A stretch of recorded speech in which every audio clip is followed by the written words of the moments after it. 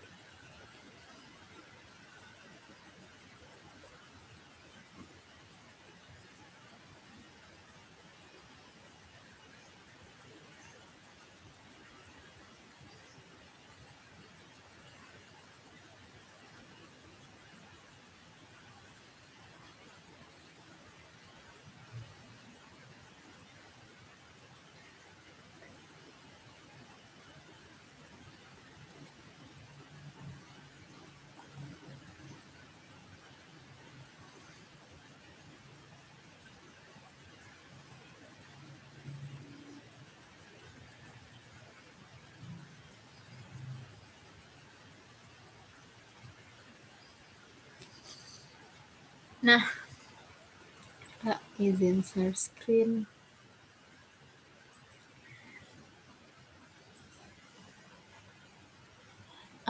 Beberapa minggu yang sebelumnya kita itu udah banyak membahas ya adik-adik. Nah, sebenarnya ini nanti adik-adik itu nggak perlu tahu pengertian atau apanya gimana, tapi adik-adik paham. Yang penting itu adalah pengamalannya.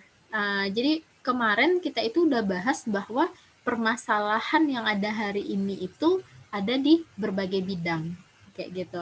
Nah, berbagai bidangnya itu disebabkan karena apa? Disebabkan karena umat Islam itu jauh dari pemahaman Islam, lemahnya umat terhadap pemahaman Islam, sehingga hal-hal ini muncullah permasalahannya, baik masalah politik, ekonomi, militer, kesehatan, budaya, pendidikan, dan yang lain-lainnya. Kayak gitu kan. Jadi, lalu gimana cara mengubah permasalahan ini menjadi agar umat Islam menjadi umat yang terbaik yang udah Allah janjikan, kayak gitu kan. Maka adalah dengan kembali kepada Islam. Islam itu apa? Nah, ini Islam itu adalah akidah rasional, kayak gitu kan, yang menjawab tujuan manusia ke dunia ini buat apa, sebelum ke dunia ini siapa penciptanya, dan setelah ini akan kemana, kayak gitu. Maka kita menemukan jawaban, oh ternyata kita itu diciptakan. Siapa yang menciptakan? Oh Allah, kayak gitu. Nah, habis diciptakan, setelah kita hidup di dunia, ketika kita meninggal, apa yang akan kita lakukan? Oh, ternyata akan dibangkitkan, akan ada pertanggungjawaban, akan ada hisab. Atas apa? Atas semua perbuatan kita di dunia, atas semua pilihan-pilihan kita di dunia. Apakah sesuai tidak ataunya, apakah sesuai dengan syariat Allah atau tidak? Gitu. Nah, kemarin juga udah bahas kapitalisme, sosialisme, dan Islam. Ini cuman untuk adik-adik ketahui saja, kayak gitu kan. Ternyata di dunia hari ini, kayak gitu kan, ada juga orang yang berideologi kapitalisme, sosialisme, kayak gitu. Kapitalisme mereka mengakui adanya Tuhan, tapi mereka tidak mau diatur dengan Tuhan. Sosialisme mereka tidak mengakui Tuhan dan tidak mau diatur sama Tuhan. Gitu. Nah, sehingga sekarang kayak gitu kan, kita masuk ke bagian ini.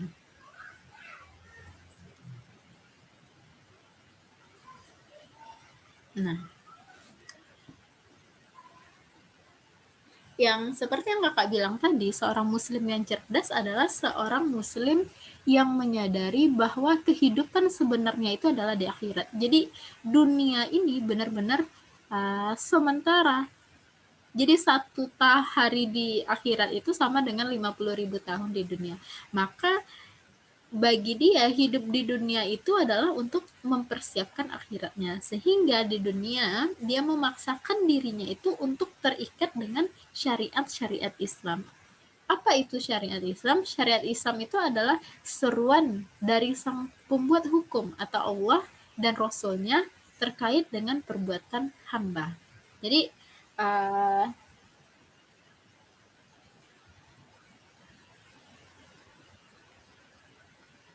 Oke, jadi syariat Islam itu adalah seruan dari Allah. Dari Allah untuk apa? Untuk mengatur perbuatan kita. Hambanya itu adalah kita. Dan kakak kemarin udah contohin, Rahmi ingat nggak? Sama Uuf kakak contohin seorang pembantu yang dia itu digaji, tapi dia pulang pulang si majikan, dia nggak ngerjain apa-apa. Ingat nggak? Putus-putus, Kak. Putus-putus. Kakak barusan ngomongnya putus-putus, Kak. Oh, Iya, aduh. Kak. Oke. Tapi slide kakak kelihatan? Kelihatan. Kayaknya itu deh.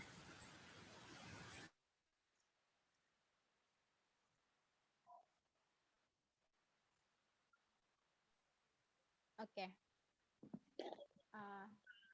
Adik-adik, jadi adik-adik ingat nggak sama kisahnya, sama cerita kakak yang pertemuan keberapa tuh tentang pembantu yang digaji oleh majikannya buat membersihkan rumah sama sama memasak dan menjaga anaknya, tapi ternyata ketika majikannya pulang, ternyata apa namanya tuh pembantunya nggak ngerjain pekerjaan yang diberikan. Ingat nggak?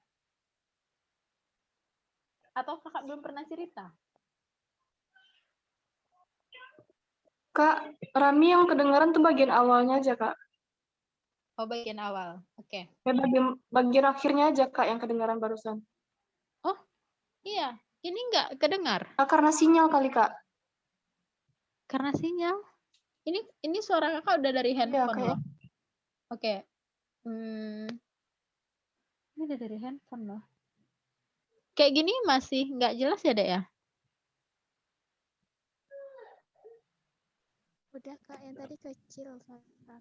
Oh, nggak jelas.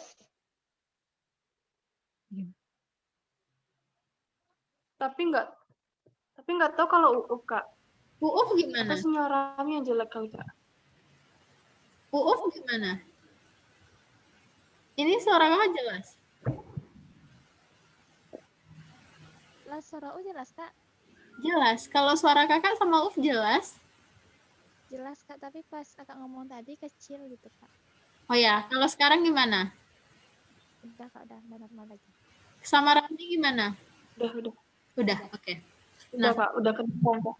jadi kemarin kakak bilang, kakak ceritain ada seorang majikan, misalnya ada adik.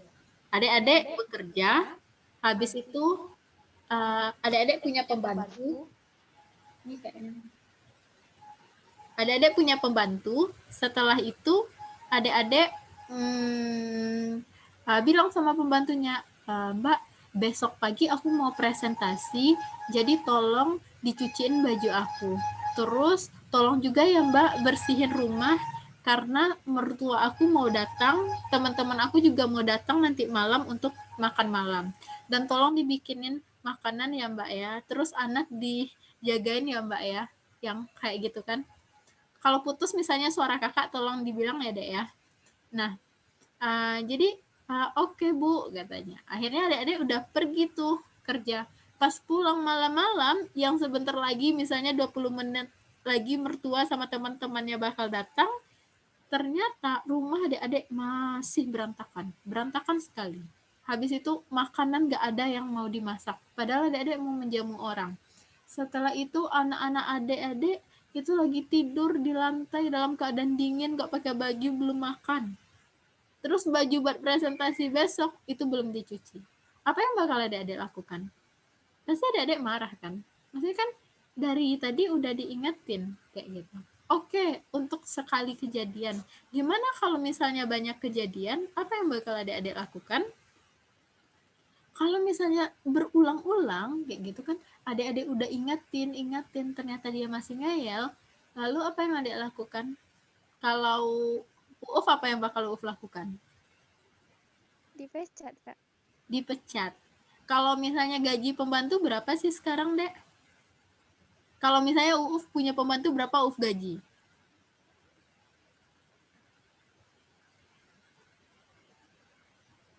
Eh 300 mungkin Kak. 300. Uuf anak kosan atau gimana? Oh enggak, anak kos Wisnu. 300 tuh banyak atau sedikit?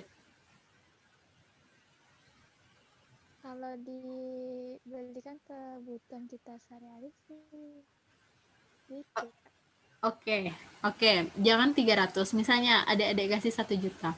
1 juta udah sewa rumah, udah makan, udah listrik, udah pulsa, udah semua-semuanya. Cukup nggak? Nggak cukup. Zaman hari ini ya, kayak gitu kan. Nah, pertanyaannya, adik-adik padahal adik-adik tuh ngasih uang misalnya 300 atau cuma 1 juta loh adik-adik kasih. Tapi ketika orang tersebut tidak mau mengikuti apa yang adik-adik mau, adik-adik tuh kesel kayak gitu. Nah, sekarang coba deh bayangkan, berapa banyak yang Allah berikan sama kita? Udara aja, Dek. Kalau sekarang ya, kalau beli oksigen tuh berapa sih satu tabung itu? Ratusan kan?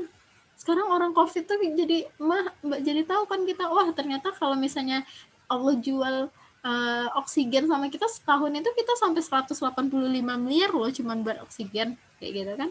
Sekarang alokasi kita fisik yang sempurna, matanya bisa melihat, tangannya lengkap, kakinya lengkap. Di luar sana banyak loh yang cacat kayak gitu kan. Habis itu Allah kasih misalnya kita kesempatan untuk berkuliah, Allah kasih kita tuh akal yang sehat sehingga kita misalnya sempurna dalam berpikir. Banyak saudara kita yang lahir dari kecil tuh misalnya mereka idiot atau misalnya mereka keterbelakangan mental, banyak hal yang kayak gitu. Sekarang fisik udah sempurna, akal udah sempurna, kesempatan kuliah, keluarga yang baik, alokasi kesempatan buat hijrah, betapa besar nikmat yang Allah berikan kayak gitu. Dan Allah tuh minta cuma satu, apa?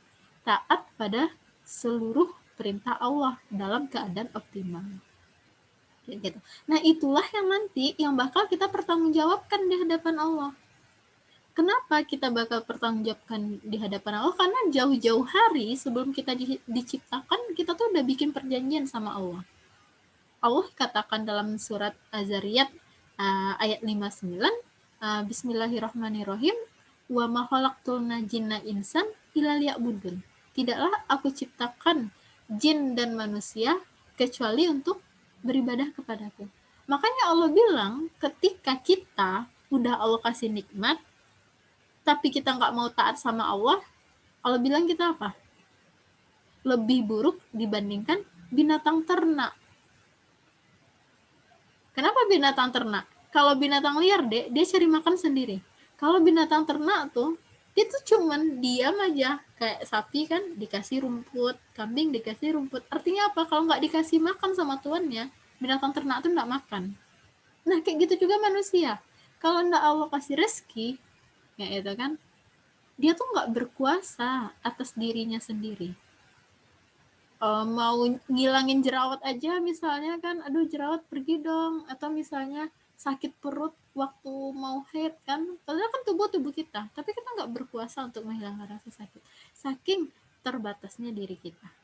Karena itu kayak gitu kan, karena tujuan kita diciptakan oleh Allah ke dunia ini untuk beribadah, maka memang aktivitas utama kita di dunia itu harus ibadah. Satu-satunya aktivitas kita tuh emang ibadah. Berarti gimana cara kita menjadikan semua hal itu bernilai ibadah. Makanya kita balik lagi, ihsanul amal ada 2 syaratnya, niat karena Allah, yang kedua sesuai dengan syariat Islam caranya. Niat karena Allah ini tuh niatnya tuh nggak boleh main-main kayak gitu. Ikhlas karena Allah nih nggak boleh main-main. Artinya apa? Ketika orang benar-benar meniatkan karena Allah, ikhlas karena Allah, maka istiqomah itu akan kelihatan deh. Dia akan terlihat seperti apa ya? Ya, dia tidak akan mudah ditaklukkan. Kalau orang yang niat hijrahnya tuh karena Allah kayak mana? Ya, yang ada di pikirannya aku hijrah karena Allah, yang aku cari itu adalah ridhonya Allah, gimana Allah itu ridho atas perbuatanku. Berarti apa caranya? Apa caranya? Itu yang dia pikirkan. Jadi ketika dia datang dihadapkan dengan hambatan hijrahnya tersebut atau ujian hijrahnya tersebut, dia nggak mundur. Misal, dia hijrah. Atau misalnya dia niat buat ikut kajian. Ini siang ini aku mau ikut kajian karena Allah supaya aku dapatkan ridhonya Allah, supaya aku makin paham Islam. Dia tuh udah lurus tuh niatnya. Ternyata ada misalnya kondisi sinyal yang bermasalah kayak gitu. Nah, orang yang niat karena Allah, dia itu tidak akan ya udahlah, sinyal bermasalah, Kak izin ya sinyal bermasalah. Tetapi kalau misalnya dia itu niat karena Allah, pasti dia akan berusaha. Kalau di dalam kamar kayaknya susah, berarti aku coba di luar. Aku coba, artinya apa? Gimana caranya aku tuh benar-benar bersungguh-sungguh biar aku bisa melaksanakan hal tersebut. Kayak gitu. Nah, makanya orang yang niat karena Allah itu akan kelihatan dia tuh nggak mudah patah semangat. Misalnya dia berniat untuk menutup aurat karena Allah, kayak gitu kan. Gimana Allah ridho sehingga dalam berpakaian pun dia mengikuti aturan Allah. Ternyata kayak gitu kan, waktu dia keluar rumah misalnya gamisnya dia itu dicuci. Akhirnya apa? Dia cari deh gamis yang bisa menutup auratnya yang sesuai dengan syariat Islam. Meskipun gamis tersebut misalnya itu nggak apa ya, nggak kalau dibawa ke kampus kayaknya ini kayak ibu-ibu lah. Tapi gamis aku yang lain tuh lagi dicuci, tapi dibandingkan dia tidak berpakaian sesuai syariat, dia lebih baik sama dia memakai pakaian yang misalnya keibu-ibuan kayak gitu. Berarti kan kenapa kayak gitu kan? Karena bagi dia penilaian Allah itu jauh lebih besar, jauh lebih penting dibandingkan penilaian teman-temannya dia.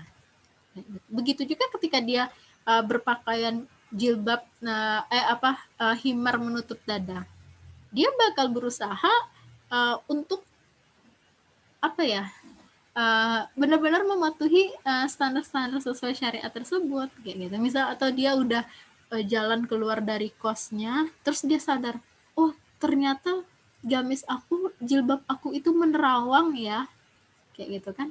Berarti ini sesuai nggak dengan syariat? Nggak sesuai. Kalau aku udah tahu itu tuh menerawang kayak gitu kan, habis itu aku masih tetap jalan, aku datang ke kampus, aku pergi ke pasar, kira-kira Allah ridho nggak?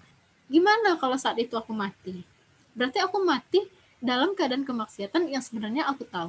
Akhirnya apa? Ya udah deh, pulang lagi, balik lagi ke rumah, ganti baju lagi. Nah, orang kalau manusia kan kesannya ngapain sih capek-capek kayak gitu. Tetapi orang tersebut dia lebih mementingkan ridhonya Allah dibandingkan yang lain. Kayak gitu. Nah, berarti ketika kita bilang kita bersungguh-sungguh untuk mengharapkan ridhonya Allah itu bukan cuman sekedar lisan belaka, tapi memang terbukti dengan pilihan-pilihan hidup kita sehari-hari meskipun aktivitasnya itu kecil. Kalau misalnya niat, oh ya, aku pengen meningkatkan ibadah sunnahku, berarti aku harus duha.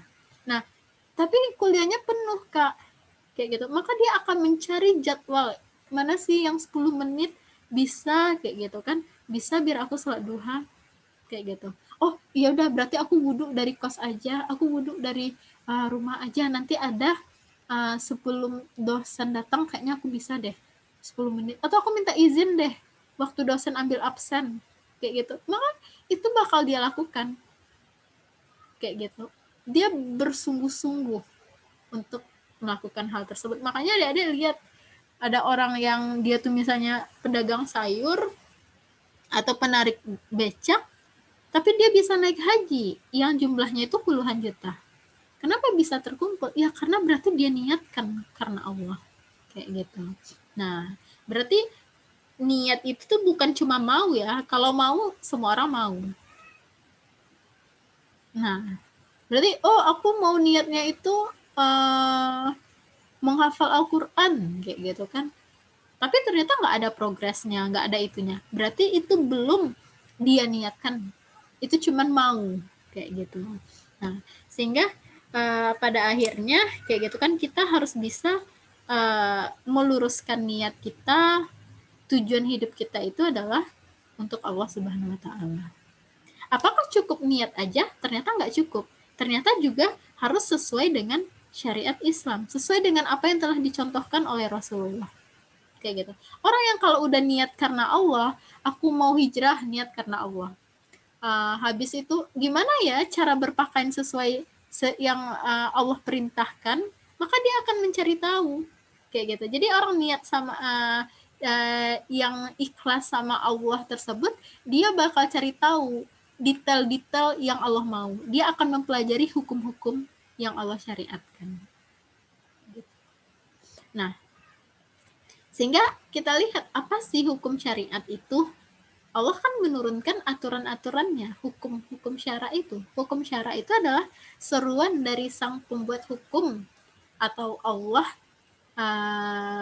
kepada Rasulnya terkait dengan perbuatan hambanya. Sehingga dia akan mempelajari apapun jenis hukum syara itu. Karena ini bukan merupakan pilihan, ini merupakan kewajiban. Taat sama Allah itu bukan pilihan. Taat sama Allah itu adalah kewajiban. Kalau misalnya nggak taat, ya udah, berarti pilihan kamu tuh apa? Kamu siap-siap aja dihisap nanti di hadapan Allah. Dan akibat dari hisapan itu ada dua, kalau tidak neraka, ya surga, kayak gitu. Nah, kita lanjutkan. Jadi hukum syara itu adalah seruan Allah terhadap manusia yang mengatur perbuatan manusia. Ada 3 yang diaturnya. Hubungan manusia dengan penciptanya, hubungan manusia dengan manusia lainnya, dan hubungan manusia dengan dirinya sendiri. Ini adik-adik udah dapat materi ini dari Uni Indah. Hubungan kita dengan Allah, hubungan kita dengan diri kita sendiri, dan hubungan kita sesama manusia. Kira-kira ada nggak yang tidak diatur oleh hukum syara ini, Dek?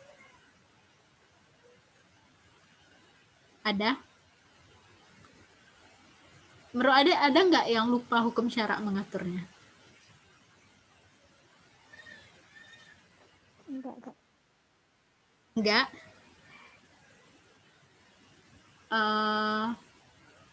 Jadi memang ya, kita tuh hidup tuh ya udah ke vertikal, hubungan dengan Allah, hubungan internal dengan diri sendiri, dan hubungan sama manusia. Kan memang itu interaksi kita. Nanti sama manusianya bisa bertemu langsung atau bertemu dengan medsos.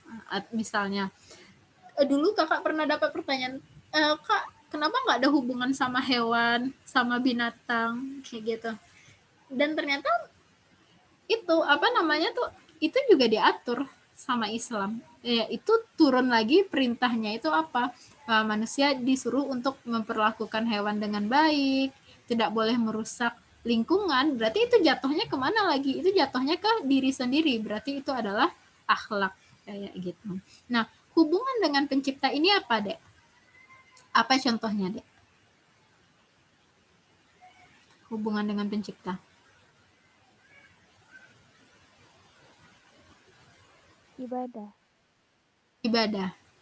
Ibadah apa? Sholat, Kak. Sholat. Oke, apa lagi? Nah, jadi di sini harus kita luruskan dulu ya. Tujuan Allah menciptakan kita ke dunia itu adalah untuk beribadah. Apakah ibadah itu hanya sholat? Ternyata tidak. Kayak gitu kan. Apakah ibadah itu hanya puasa? Ternyata tidak. Jadi definisi ibadah itu apa? Ibadah itu adalah segala sesuatu yang segala sesuatu perbuatan yang disenangi oleh Allah. Atau ada ulama lain yang mengatakan ibadah itu adalah mematuhi perintah Allah, menjauhi larangan Allah. Sehingga ketika adik-adik, misalnya adik-adik mau sholat Idul Fitri atau mau mencari malam Lailatul Qadar, kayak gitu kan, mau beribadah di sana, ternyata adik-adik sebelum menjelang malam Lailatul Qadar itu ternyata adik-adik haid, kayak gitu, nggak sholat. Akhirnya kan kita merasa kita tuh, ya Allah, rugi, kayak gitu kan.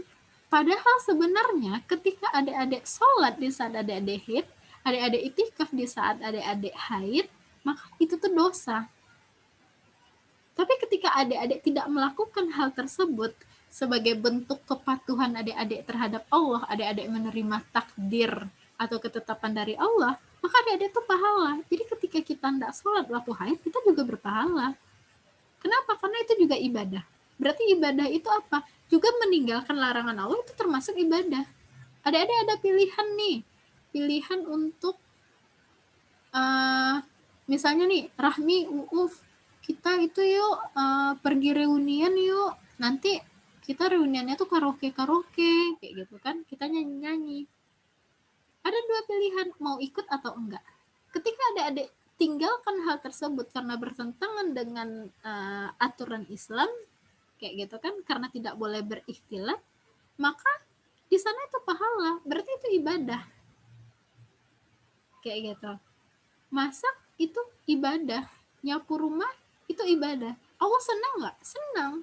Menjaga kebersihan itu ibadah. Nah, berarti makna ibadah itu apa? Luas. Makanya seorang muslim itu 24 jamnya itu bisa jadi ibadah sama dia. Karena semuanya tuh memang diatur di dalam Islam.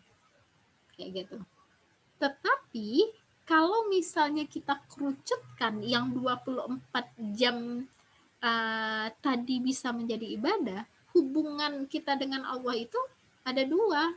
Pertama akidah, keimanan kita dengan Allah, hubungan langsung kita dengan Allah ya, itu akidah. Misalnya ada nggak kita yakin Allah itu sebagai Tuhan? Ada nggak kita yakin Allah itu sebagai pengatur? Mau nggak kita diatur? Keyakinan-keyakinan tersebut itu tuh perkara akidah.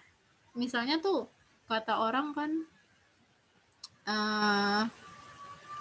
Rahmi jangan lakukan itu, nanti Allah tuh nggak ridho. Lalu kita misalnya nih, kita sepelekan dalam hati kita kayak gitu, entayun tainda kayak gitu kan, atau misalnya surga neraka kayak gitu kan, beko masuk neraka kayak gitu tuh kayak gitu kan. Abis itu kita mikir gitu, ya lah surga neraka saya taruh yang jali duit gininya kan. Banyak orang mikir kayak gitu, berarti apa? Akidahnya bisa kena. Atau misalnya cek zodiak, gimana ya masa depan aku, rezeki aku, jodoh aku. Akhirnya cek tuh, bintang aku tuh Gemini, cocoknya sama Virgo. Gemini ini orangnya kayak gini. Berarti apa? Ya berarti salah juga kayak gitu. Atau misalnya akidah sama Allah tuh sampai ke tahap kayak gini. Misal sekarang lagi musim CPNS, ikutlah CPNS tuh. Kenapa? Ya kalau lulus jadi PNS tuh hidup kita terjamin sampai hari tua. Kayak gitu kan. Berarti kita pikir pekerjaan itu yang menjamin kita. Padahal sebenarnya penjamin itu adalah Allah. Rezeki itu adalah Allah. Kayak gitu. Atau, oh ya semenjak aku punya anak, atau semenjak itu rezeki aku makin lancar, bukan sebenarnya, tetap dari Allah. Nah itu perkara-perkara akidah ya adik-adik, itu hubungan kita langsung dengan Allah. Nah selanjutnya apa hubungan kita dengan Allah? Itu adalah ibadah mahdo. Ibadah mahdo itu adalah ibadah yang berhubungan langsung sama Allah. Apa contohnya? Sholat butuh bantuan manusia nggak? Sholat butuh bantuan manusia enggak, Dek? Enggak. Ngaji butuh bantuan manusia enggak? Enggak. Puasa butuh bantuan manusia enggak? Enggak. Zakat butuh bantuan manusia enggak? Enggak. Itu adalah ibadah-ibadah yang utama, yang langsung berhubungan dengan Allah. Nah, itu yang diatur sama Islam. Terus yang kedua apa? Hubungan kita dengan diri kita sendiri. Hubungan diri kita sendiri itu apa? Bagaimana misalnya kita menjaga diri kita. Misalnya udah tahu kita kalau rokok itu berbahaya, kita udah tahu mie instan tuh misalnya berbahaya kan, apalagi kita makan udah naik asam lambungnya masih jadi makan mie instan, masih aja minum kopi yang padahal berbahaya kayak gitu kan. Maka apakah itu berdosa? Iya berdosa, karena ada hukum syara di sana. Apa hukum syaranya? Kita disuruh untuk makan makanan yang halal dan thayyib. Jadi kalau misalnya kita masih makan hal tersebut padahal berbahaya untuk diri kita, kita dosa di sana. Nah, itu contohnya perkara makanan, perkara minuman. Nah, perkara makanan dan minuman ini itu nggak cuma sekedar makanan dan minuman aja, tetapi di sini itu sampai ke perkara bagaimana cara mendapatkannya, dibeli pakai uang apa, setelah itu tuh pengolahannya, dan sebagainya. Lalu apalagi di hubungan kita dengan diri kita sendiri adik-adik? Apa lagi? Ingat nggak kajian sama Uni Indahnya? Nih, nggak ngomong sendiri kan ya?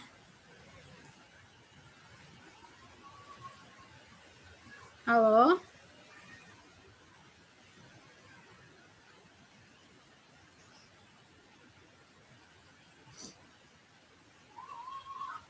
Halo, Dek. Ya, Kak. Ya, masih itu kan, masih terdengar kan suara kakak, masih kan? Masih, Kak.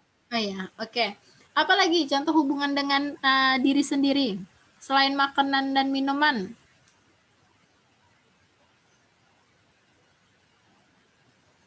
Yang itu tuh hubungan adik dengan diri adik sendiri. Misalnya berakhlak, boleh nggak dendam, boleh nggak misalnya kita iri, boleh nggak kita sombong, yang lain-lain. Itu tuh diatur, itu ada aturannya nggak? Iya, itu kan ibadah. Kayak gitu. Nah, termasuk apa? Hubungan dengan hewan misalnya, dengan tumbuhan misalnya. Itu diatur, itu perkara akhlak. Kayak gitu. Selanjutnya apa? Mengatur hubungan kita sesama kita. Berarti apa? Ya bagaimana hubungan kita dengan orang lain, baik di pendidikan kita harus sama dosen, sama teman-teman, di kesehatan kita membutuhkan orang lain, di pemerintahan, di hukum, persangsian kita membutuhkan orang lain. Maka ini juga diatur di dalam Islam. Berarti kan semuanya itu bisa jadi ibadah bagi kita. Dan semua ini ada aturannya, ada hukum syaratnya. Lalu kewajiban kita apa? Ya mempelajarinya. Setelah kita pelajari, lalu kita amalkan di dalam kehidupan kita. Cuman itu tugas manusia sebenarnya. Lalu,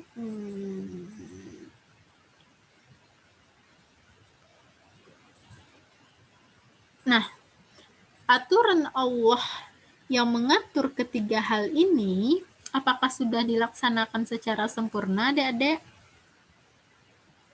Gimana, udah dilaksanain secara sempurna atau belum? Belum, Kak. Belum. Jadi kalau misalnya kondisinya itu tidak diterapkan secara sempurna, apa yang harus kita lakukan? Misal, hubungan kita dengan Tuhan lah. Misal kita ibadah mahdo kita ya, ibadah mahdo, kita itu buruk dengan Tuhan. Berarti apa yang harus kita lakukan?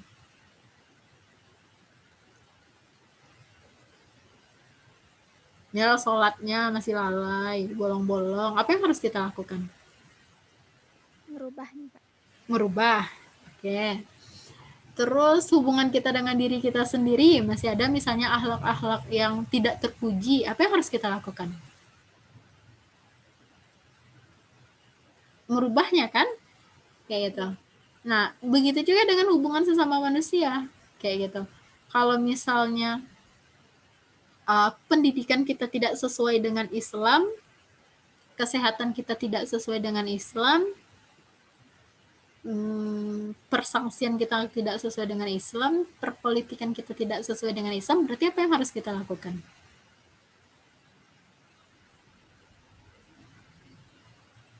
Apa yang harus kita lakukan?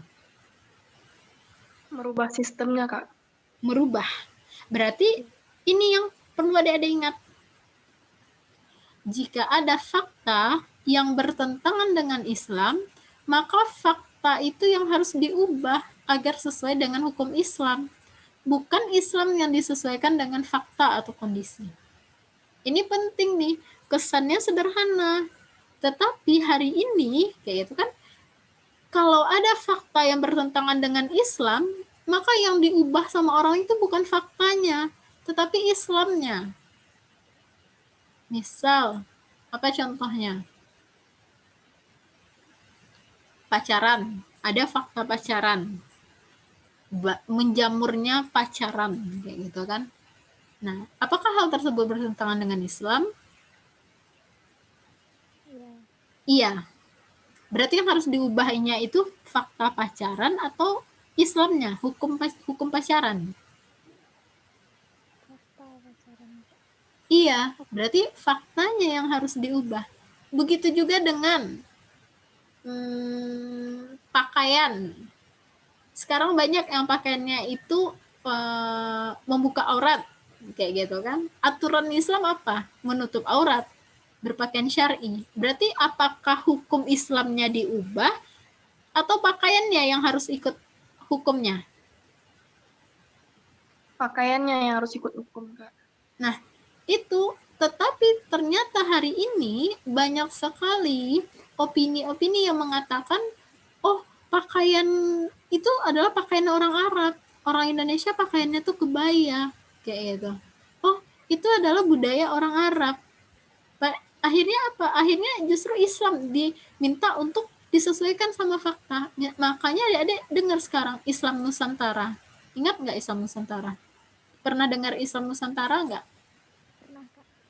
Apa tuh Islam Nusantara?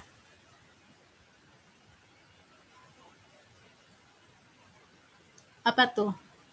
Apa tuh Islam Nusantara?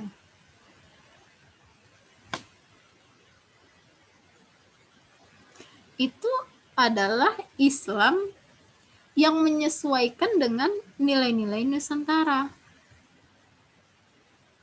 Jadi Islam kita tuh enggak Islam yang Rasulullah itu yang kita ambil, tetapi Islam yang sesuai dengan Nusantara, yang sesuai dengan letak geografis Nusantara. Misalnya kalau di Nusantara orangnya pakai kebaya, ya udah berarti kebaya itu adalah menjadi pakaiannya. Setelah itu apa misalnya di Islam Nusantara tuh kan banyak ya Islam Nusantara itu berbeda dengan Islam nya Rasulullah. Jadi itu Islam yang sudah disesuaikan dengan kondisi Indonesia, tetapi bukan yang disesuaikannya itu adalah hukum-hukum Islam yang bersifat baku. Gitu. Sebenarnya Islam itu dia relevan sama kehidupan, sama zaman apapun dia bakal tetap relevan. Tetapi kita tidak boleh mengubah aturan Islam tersebut. Tetapi kayak gitu kan, sekarang ketika ada fakta yang bertentangan dengan Islam, ada aturan Islam, maka yang diubah itu justru dengan aturan Islam. Misal asuransi atau riba. Asuransi atau riba, itu tuh gimana aturannya di dalam Islam? Haram, kayak gitu kan. Tetapi sekarang nggak ada satupun orang yang terlepas dari riba, dari asuransi. Akhirnya apa? Akhirnya aturan Islam tuh diotak-atik lah sama orang yang tidak bertanggung jawab, yang akhirnya apa? Boleh riba asalkan ridho sama ridho, boleh asuransi asalkan saling ikhlas, kayak gitu kan. Atau misalnya kemarin zina dalam Islam aturannya apa? Haram, kayak gitu kan, dilarang, kayak gitu. Nah, kemarin waktu tahun yang lalu atau 2 tahun sebelumnya itu kan heboh, profesor, dosen dari Universitas Islam Indonesia itu membolehkan zina. Jadi disertasinya dia tamat S3, berarti bukan profesor ya, tapi dosen. Dia itu tamat S3, jadi dia melakukan penelitian ternyata zina, suka sama suka itu boleh. Karena faktanya kayak gitu kan, berarti dia mencoba untuk mengubah aturan Islam. Padahal sebenarnya kayak gitu kan, ketika fakta bertentangan dengan Islam, maka yang diubah itu adalah fakta, bukan aturannya. Itu yang dicontohkan sama Rasulullah. Kalau misalnya kita lihat Rasulullah, betapa banyak yang fakta yang saat itu yang bertentangan dengan aturan Islam. Banyak kan orang yang membunuh bayi, perzinahan di mana-mana, orang yang tawaf Ka'bah tanpa pakaian, riba di mana-mana, berhala yang disembah, kayak gitu kan. Semuanya itu diubah, biar apa? Biar ngikut dengan aturan Allah. Bukan aturan Allah itu diubah-ubah, kayak gitu kan. Biar menyenangkan hati pengikut-pengikutnya, bukan itu, kayak gitu kan. Nah, jika ada fakta yang terjadi di masa, tapi kan Kak, nggak semua hal yang ada di zaman Rasulullah hari ini tuh ada di zaman Rasulullah, Kak. Misal apa? Dulu kan nggak ada Shopee COD, Kak. Dulu kan nggak ada apa, Kak? Nggak ada Tokopedia, nggak ada Instagram, nggak ada yang lain-lain, Kak. Itu gimana, Kak? Kayak gitu kan. Dulu kan nggak ada kulot, Kak. Dulu kan nggak ada celana rok, Kak. Kayak gitu kan.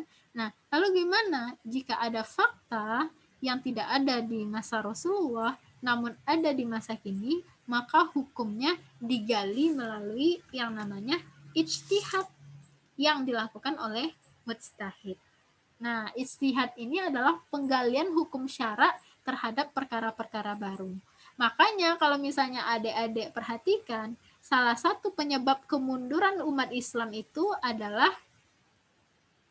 ulama yang jumud. Ulama yang jumud ini disebabkan oleh ijtihad tersebut ditutup. Jadi tidak ada terjadi lagi ijtihad. Ijtihad itu gimana? Menggali hukum-hukum baru atas perkara-perkara baru dalam pandangan Islam. Nah, kalau misalnya ijtihad itu ditutup, gimana cara kita tahu satu hukum baru? Gimana cara adik-adik tahu, Kak, kalau main itu main Shopee tanam boleh nggak sih, Kak? Kalau cashback boleh nggak sih? Pakai Shopee Pay boleh nggak sih? Habis itu pakai BPJS boleh nggak sih? Pergi berbareng boleh nggak sih? Ini boleh nggak sih? Vaksin boleh nggak sih? Itu tuh dari mana kita tahunya? Itu melalui proses ijtihad kayak gitu. Jadi ijtihad itu adalah penggalian hukum hukum Islam untuk perkara-perkara baru yang tidak ada di zaman Rasulullah kayak gitu. Nah, inilah yang harusnya kita lakukan ketika ada fakta yang bertentangan dengan Islam, maka fakta tersebut harus kita ubah kayak gitu. Ketika ada fakta baru yang tidak ada di dalam Islam, maka harus kita gali biar ketahuan hukumnya itu apa. Artinya apa? Tidak boleh sekalipun atau satu kondisi pun kita terlepas dari yang namanya hukum Islam kayak gitu, aturan Islam. Aturan Islam itu kan ada halal atau haram untuk makanan, kalau untuk perbuatan ada wajib, sunnah, mubah, makruh, dan haram kayak gitu. Oke, mana dia? Nah, ini aturan Allah tuh sifatnya ini. Yang pertama, dia itu luas. Dapat mengatasi atau menyelesaikan setiap permasalahan. Jadi itu luas, tetapi dia tidak elastis. Luas itu artinya apa? Apapun perkara-perkara kecil atau perkara-perkara baru hari ini, meskipun tidak ada di zaman Rasulullah, tapi dia bisa kita gali dengan melalui proses ijtihad untuk mendapatkan hukumnya. Misal, narkoba, wine, nggak ada zaman Rasulullah. Tapi ada nggak hukumnya sekarang? Ada. Berarti gimana cara mendapatkan hukumnya itu melalui proses ijtihad. Misal apa lagi? Bayi tabung, KB, ada nggak zaman Rasulullah? Nggak ada. Gimana cara kita tahu hukumnya? Kayak gitu kan? Berarti digali sama ulama kita. Sehingga kita tahu, oh ternyata ini boleh, ini nggak boleh. Terus apa lagi? Vaksin, ada nggak zaman Rasulullah? Nggak ada. Berarti digali lagi. Kayak gitu terus. Nah, itu menunjukkan apa? Islam itu luas. Tetapi Islam itu nggak elastis. Elastis tuh kayak apa ya? Bisa diubah-ubah. Kan berbeda ya penggalian hukum tadi dengan elastis deh. Kalau elastis tuh ya kayak tadi zina yang haram jadi halal. Kayak gitu. Berarti Islam itu dia itu luas tapi tidak elastis. Terus apa lagi? Syariat Islam itu pasti mengandung kemaslahatan. Iya, ini adalah dalil-dalilnya, nanti adik-adik bisa cek sendiri, nanti kakak juga di akhir kakak juga kasih PPT. Nah, Allah itu menurunkan Islam itu untuk apa? Untuk rahmatan lil alamin, bukan cuma rahmatan lil muslimin. Artinya apa? Di dalam setiap syariat Islam itu akan terdapat kemaslahatan. Misalnya adik-adik lihat aja, sekarang ada banyak penelitian kan, kalau misalnya ketika kita gerakan sholat akan menyehatkan ini, ketika kita berpuasa, habis itu, dan ternyata kalau itu baru hubungan dengan Allah ya, ternyata menurut penelitian ketika bunga itu 0% di dalam sistem perekonomian, maka ekonomi negara tersebut akan stabil. Bunga 0% itu artinya apa?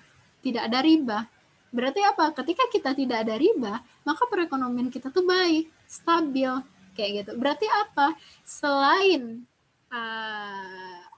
berarti syariat Islam itu memberikan kemaslahatan kepada kita. Tetapi kita tidak boleh mengambil atau melakukan suatu perbuatan sesuai dengan hukum syara karena kemaslahatannya. Misalnya apa, Kak? Contoh, kenapa puasa? Ya, Kak, karena Kak, puasa itu menyehatkan, Kak. Jadi racun-racun yang ada di tubuh kita tuh keluar, Kak. Makanya puasa. Boleh nggak kayak gitu? Berarti niatnya itu adalah niat sehat, bukan niat untuk mendapatkan ridha Allah. Kenapa Rahmi sholat? Ya, Kak, gerakan sholat tuh, Kak, itu tuh olahraga, Kak, melancarkan jantung, apalagi corona sekarang kan, Kak, maka kita harus rajin-rajin sujud, Kak, terus harus rajin-rajin kita sholat sunnah. Berarti kenapa sholat sunnah? Untuk menangkal corona, biar sujudnya lama. Boleh nggak tuh? Nggak boleh. Adik-adik berarti niatnya cuma untuk sehat, kayak gitu. Sebenarnya niat ibadah kita itu adalah untuk mendapatkan ridha Allah. Nah, nanti efeknya pasti akan menyehatkan diri kita, pasti akan ada kemaslahatan yang kita dapatkan. Kenapa Rahmi sama Uuf nggak melakukan pinjaman di bank? Iya, Kak, kalau melakukan pinjaman di bank tuh, Kak, kita tuh rugi, Kak, bunganya gede, Kak, maka nggak mau. Seorang muslim jawabannya nggak kayak gitu. Kenapa nggak melakukan pinjaman di bank? Karena itu riba dan Allah larang, kayak gitu. Nah, efeknya kayak gitu kan ternyata bunganya tinggi, bla bla bla bla. Jadi paham nggak, Dek? Jadi kenapa kamu menutup aurat? Iya. Kenapa kamu pakai rambut? Iya, ini hemat sampo. Bukan itu sebenarnya jawabannya, karena ini Allah perintahkan. Ya kan?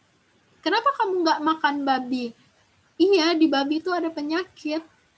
Jadi beruntunglah kami yang nggak makan babi ini, jadi kami terhindar dari penyakit. Terus nanti kalau misalnya babi pakai teknologi apa misalnya, terus babi tidak menyakitkan, misalnya cacingnya bisa dihindarkan, terus makan babi jadi halal gitu? Kan enggak. Paham nggak ya? Jadi syariat Islam itu memang dia tuh mengandung kemaslahatan, tetapi kita mengambil Islam bukan karena kemaslahatannya semata, tetapi karena semata-mata hukum syara itu merupakan perintah dan larangan Allah. Ini poinnya. Nah, apalagi hukum syara itu tidak pernah berubah dengan perubahan waktu dan tempat. Islam diturunkan Allah untuk memecahkan permasalahan manusia. Kebutuhan manusia tetap sepanjang masa atau waktu dan tempat, yang berubah hanyalah sarana kehidupan. Hukum syara senantiasa tetap. Nah, di Islam itu sejak awal muncul sampai akhir tuh dia tuh bersifat tetap. Yang berubah tuh apa? Ya manusianya berubah, tempatnya berubah, tetapi aturannya tetap, aturan dari Tuhan terhadap hambanya. Ya kan? Emang zaman adek sama zaman nya Rasulullah atau zamannya Muhammad Al-Fatih apa yang beda? Gak ada yang beda. Kalau misalnya adek belajar potensi manusia kan sama Uni Indah, kalau manusia itu punya 3 potensi, ada goriza bako, ada goriza nau, ada akal. Ingat nggak? Ada nggak dibahas sama Uni Indah? Atau lupa? Ya, manusia itu punya yang namanya goriza bako, goriza nau, dan akal. Cuman 3 itu yang dipunya sama manusia. Goriza bako itu apa? Sifat yang ingin 4 goriza bako, nau, tadayun, sama akal. Bako itu apa? Sifat ingin mempertahankan dirinya.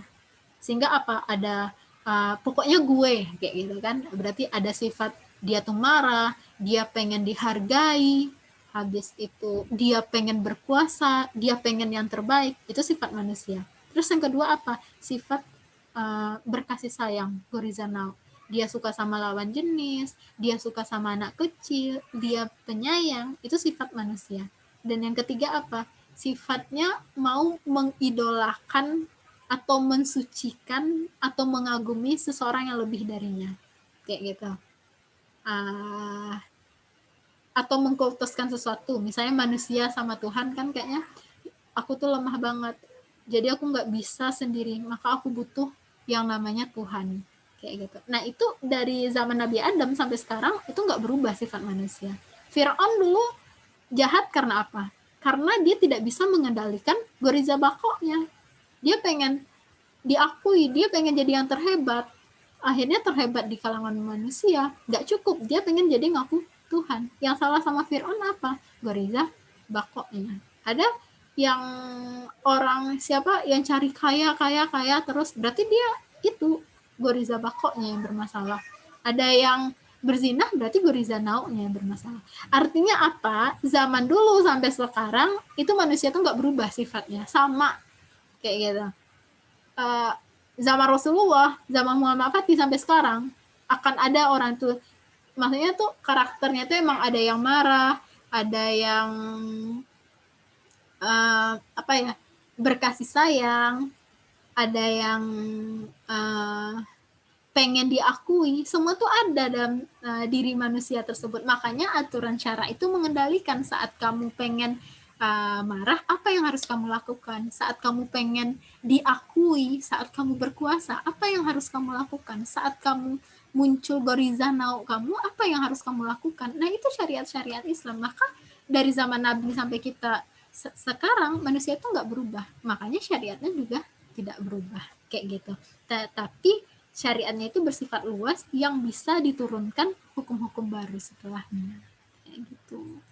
Jadi makanya kayak kakak pernah bilang juga, Imam Syafi'i itu waktu dia belajar ada rasa malasnya nggak, ada rasa capeknya nggak, ada sama kita, ada rasa takutnya nggak, orang-orang zaman Rasulullah itu ada kayak gitu kan, tetapi bagaimana dia melawan itu semua.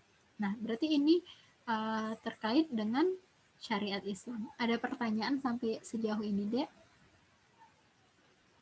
Kak, mau tanya Kak, Ya oke. mengenai tentang peminjaman uang di bank tadi Kak. Oh, wait deh. Kayaknya nih, stop. Pause. Nah, gimana, Dek? Jadi gini Kak, kalau kita tuh keadaannya tuh lagi mendesak gitu kan Kak, memang butuh uang gitu Kak. Jadi solusinya tuh kan cuman ada pinjam uang ke bank Kakak gitu itu Kak. deh. Kakak kurang kedengar sama kakak suara. Ya, sorry ya. Kalau kayak ini. Aku matiin video aja Kak. Oke. Gimana, Uf? Jadi gini Kak, kalau misalkan keadaan kita tuh mendesak, kita tuh memang butuh uang gitu Kak.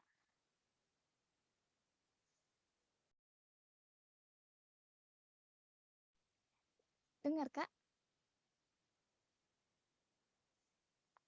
Sama kakak kurang kedengar. Sama yang lain gimana?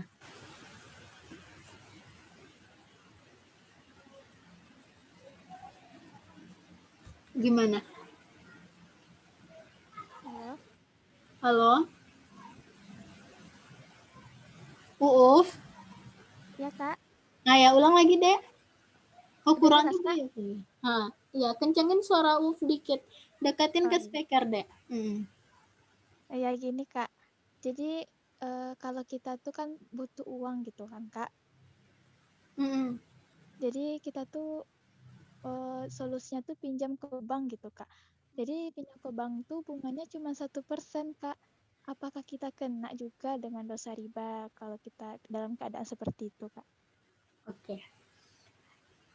Menarik ya adik-adik ya. Berarti pertanyaan Uuf itu menunjukkan kepada kita bahwa meskipun misalnya kita punya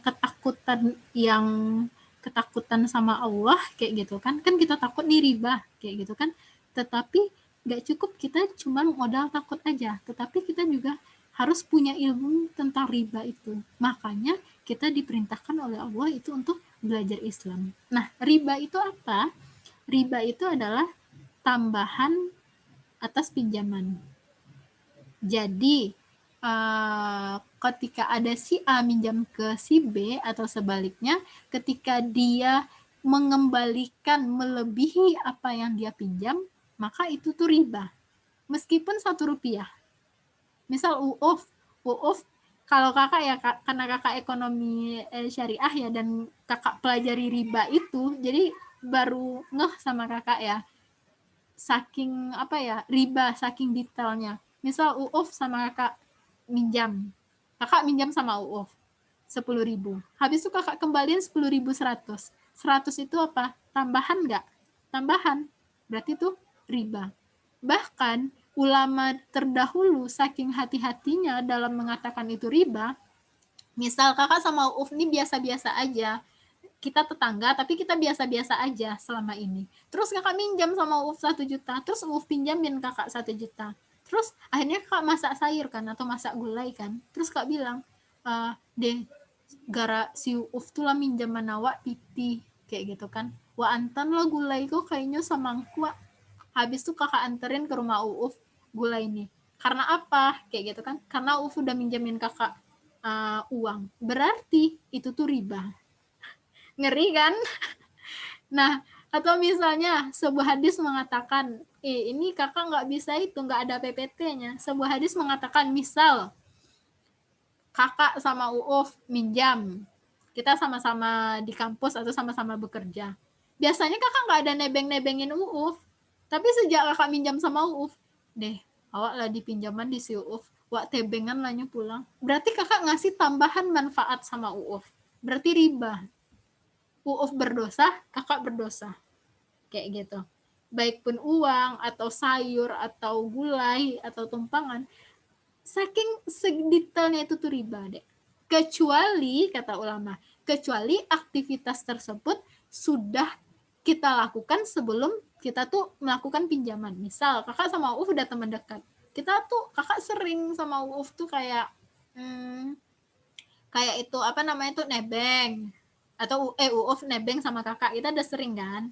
Dan ternyata kakak pinjam sama UUF, habis itu kakak tebengan, dan kakak menebengkannya tuh bukan karena UUF minjam, tapi ya karena teman, kayak gitu. Atau misalnya tetangga udah sering bagi-bagi kan, tukar-tukar kan, apa namanya, berbagi. Terus dia minjam, tetapi dia itu memberikan makanan tersebut bukan karena sudah dipinjamin uang, tetapi ya udah karena biasanya udah sering bagi-bagi, kalau masa udah dilebihin. Nah, berarti itu nggak riba. Tetapi kalau misalnya kita melakukan hal tersebut karena kita merasa sudah dipinjamin uang, kayak gitu kan, maka itu tuh dinamakan riba. Bahkan ulama terdahulu, saking takutnya dia tuh riba deh, dia tuh minjam, kakak misalnya minjam ke rumah UUF, kakak minjam uang UUF 1 juta.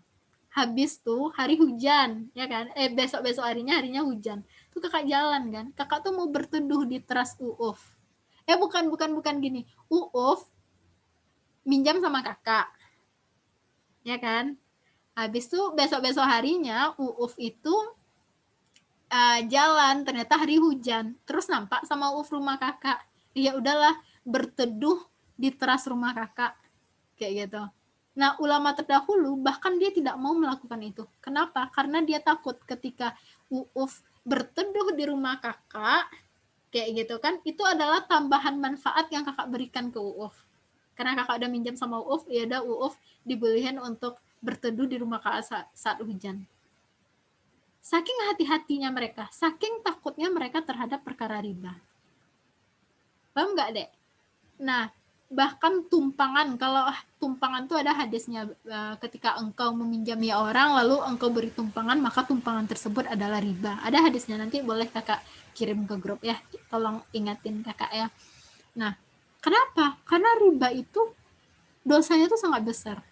Barang siapa yang mengambil riba 1 dirham saja, kayak gitu kan, maka dosanya itu lebih besar daripada 36 kali zina. 1 dirham tuh berapa? Sekarang 70.000 deh. Jadi 70.000 aja riba itu tuh sama, lebih besar daripada 36 kali zina. Makanya kalau kita berbicara terkait riba itu tuh ngeri ya. Kita tuh kayak gak ada hari ini orang yang terbebas dari riba. Kayak gitu kan. Karena memang sesuai hadis Nabi akan ada satu zaman yang mana tidak ada seorang hambaku yang terlepas dari riba. Setidaknya mereka mendapatkan debu-debu riba. Nah, kenapa bisa riba itu merajalela? Karena kita hari ini hidup di aturan yang tidak Islam. Bank-bank tuh di setiap sudut ada, deh. Nggak orang pergi minjam, dia yang nawarin ke rumah-rumah. Ya kan? Jangankan yang banknya, yang rentenirnya, yang aduh, banyak. Dan riba itu bukan cuma bank, koperasi juga. Jadi kemarin kakak tuh mau milih, kakak kan tetap, kakak ikut CPNS, tapi bukan karena apa ya, bukan karena kakak merasa itu tuh rezeki kakak bakal terjamin, tapi ya udah kayak gitu kan. Nah, terus salah satu yang kakak coba tuh kayaknya enak deh kerja di koperasi. Ternyata koperasi tuh hukumnya apa? Hukumnya kan dia juga ada bunga kan, meskipun sesama anggotanya 0, berarti itu apa? Itu tambahan manfaat. Kayak gitu. Berarti kan di sini kita selain kita juga takut kepada Allah, kita juga hijrah, kita juga harus rajin ikut kajian-kajian ini. Berarti kan kita butuh ilmu ya dalam melakukan sebuah perbuatan, termasuk perkara riba tadi. Kayak gitu. Menurut kita kan riba tuh ya udah kalau bunganya gede, udah kelilit-kelilit, nggak bisa kembalian tuh baru riba. Padahal sesama teman pun kita juga bisa riba. Kayak gitu. Kak, Rami mau tanya, Kak. Ya. Rami kan ikut koperasi, Kak. Hmm. Ada kayak, kalau di Minang itu kan, Kak, kita itu kan dibagi dalam suku-suku gitu ya, Kak. Hmm. Ada rumah gadang, itu rumah milik bersama kan gitu, Kak. Hmm.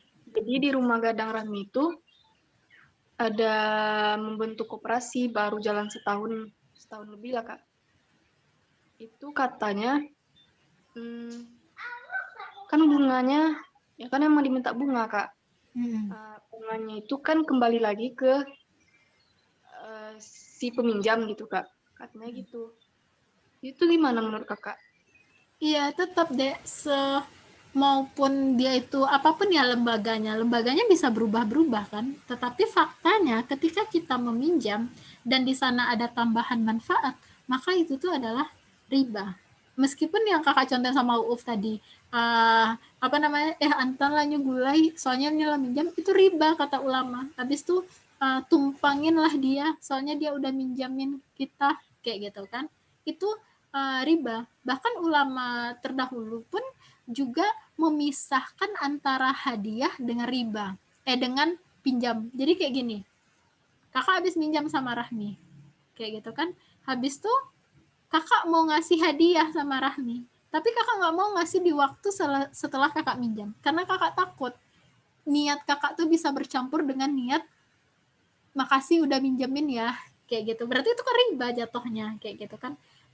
Nah, berarti itulah faktanya hari ini, Dek. Koperasi kayak gitu kan dia juga memberikan bunga. Nah, setiap yang memberikan tambahan manfaat kayak gitu kan, apapun lembaganya, maka itu adalah riba. Sehingga kayak gitu kan ketika kita melihat suatu transaksi atau suatu fakta kayak gitu kan, maka kita harus dalamin faktanya. Misal ShopeePay. ShopeePay itu riba. Kita naruh uang saldo di sana.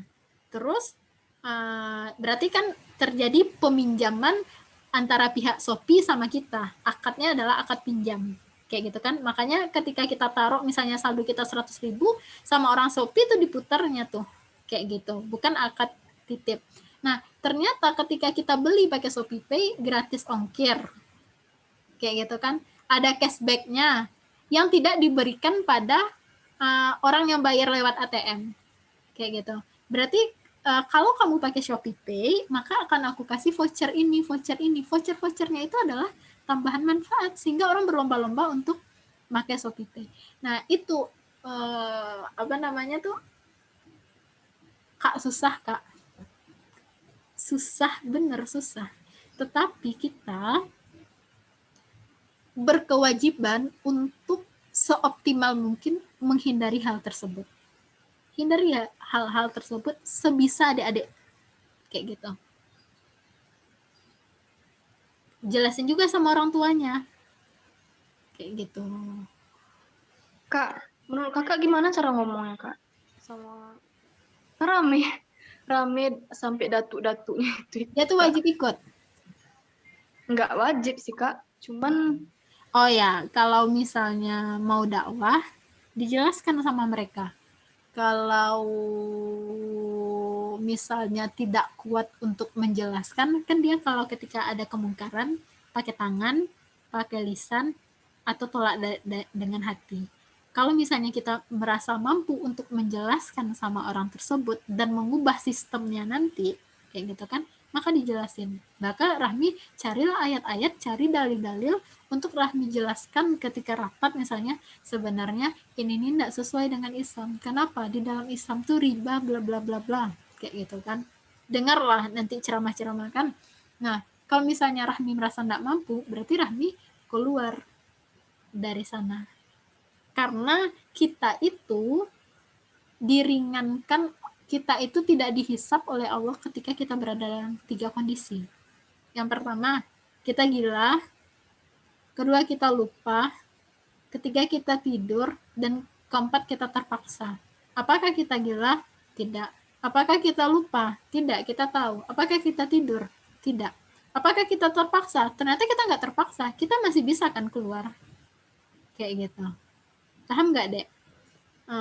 Misal nih, kita di hutan, kita lapar, nggak ada satupun makanan, dan kita bisa mati. Berarti di sana Allah kasih keringanan, kita boleh makan babi. Tapi nggak sampai kenyang. Sampai untuk bertahan hidup aja ya sampai, enak ternyata. Nggak kayak gitu, nggak boleh kayak gitu. Jadi hanya sebatas itu. Barulah hukum syara itu diringankan sama Allah. Atau misalnya,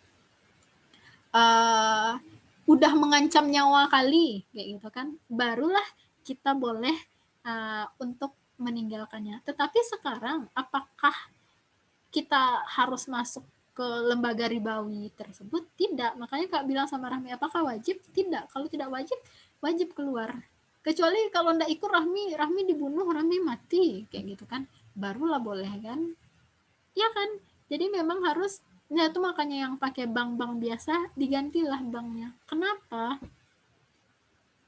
Karena Allah itu di dalam Al-Quran itu, kakak lupa suratnya apa, tetapi Allah menyatakan perang terhadap orang yang memakai riba. Kayak gitu.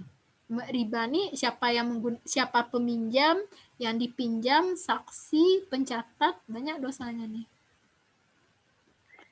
Kak, kan kata kakak semua pihak yang terlibat dalam riba itu kena sanksi ya Kak? Dosa yang sama. Ya, kena dosa. Itu kenapa misalnya kita yang meminjam, kan kita butuh uang gitu ya Kak? Dalam di situ kan kondisinya kita yang bayar, kita juga yang melebihkan gitu Kak. Itu gimana? Kenapa kita kena juga dosanya gitu Kak? Kenapa nggak mereka yang menerima uang lebihnya itu aja yang kena Kak? Kenapa kita? Kenapa si peminjam juga kena gitu Kak? Makanya Dek, makanya ya, kita itu harus harus melihat ini tuh nggak cuma masalah fikih aja. Kalau masalah fikih, maka kita akan membahas riba ini tuh hanya masalah, riba tuh haram, kayak gitu kan. Ya udah, terus gimana Pak orang-orang yang dia tuh butuh uang, kayak gitu, dan lain-lain, kayak gitu kan. Maka kita harus melihat ini dalam aspek politik, kayak gitu. Aspek politik itu apa? Riba itu merajalela ketika aturan negara tersebut tidak diterapkan aturan Islam. Di zaman Rasulullah gimana? Saat orang tuh kelaparan, saat dia tidak memiliki kebutuhan pokok, maka apa yang dia lakukan? Dia itu ngadu sama pemimpinnya. Ada yang namanya lembaga tuh Baitul Mal. Jadi Baitul Mal itu ada 3 pos pemasukannya. Pos zakat, itu untuk asnaf yang 8. Yang kedua, pos pengelolaan pengelolaan harta umum, itu dikelola semua sumber daya alam, misalnya emas, batu bara, tambang, laut, kayak gitu kan. Nah, ini digunakan untuk membiayai apa? Membiayai kesehatan masyarakat. Jadi kesehatan masyarakat gratis, pendidikan masyarakat gratis, kayak gitu kan, menciptakan lapangan kerja.